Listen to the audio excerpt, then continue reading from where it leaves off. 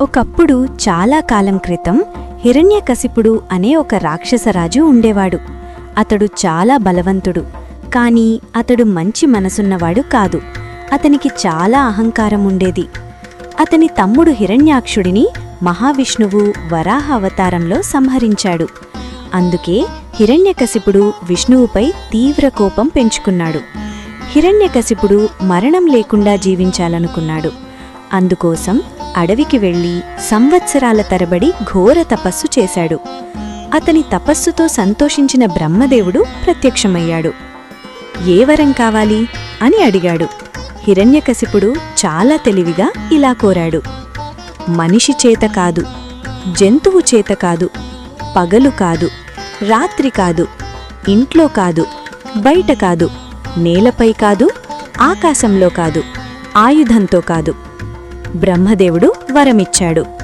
హిరణ్యకశిపుడు చాలా గర్వంగా ఇప్పుడు నేను అజేయుడిని అని అనుకున్నాడు. వరంతో అతడు మరింత క్రూరుడయ్యాడు. దేవతలను ఓడించాడు, స్వర్గాన్ని స్వాధీనం చేసుకున్నాడు. అతడు ప్రకటించాడు: విష్ణువును ఎవరూ పూజించకూడదు, నేనే దేవుడిని. ప్రజలు భయంతో మౌనంగా ఉన్నారు. చిన్న భక్తుడు జననం. కొంతకాలానికి అతనికొక కుమారుడు పుట్టాడు. అతనికి ప్రహ్లాదుడు అని పేరు పెట్టారు. ప్రహ్లాదుడు చాలా మంచివాడు, ప్రేమతో ఉండేవాడు, అందరికీ సహాయం చేసేవాడు. అతడు చిన్నప్పటినుంచే ఓం నారాయణాయ నమః అని జపించేవాడు. ప్రహ్లాదుడు చదువు కోసం గురుకులానికి వెళ్ళాడు. గురువులు రాజును పూజించమని నేర్పారు. కాని ప్రహ్లాదుడు పిల్లలకు ఇలా చెప్పేవాడు: నారాయణుడు మన అందరిలో ఉన్నాడు, ఆయననే పూజించాలి. ఇది రాజుకు తెలిసింది. హిరణ్యకశిపుడు కోపంతో అడిగాడు: ఇది నీకు ఎవరు నేర్పారు?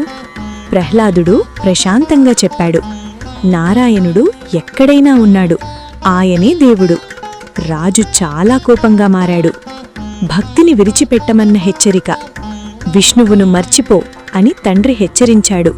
కాని ప్రహ్లాదుడు చెప్పాడు: నేను నారాయణుణ్ణి ఎప్పటికీ మరిచిపోను.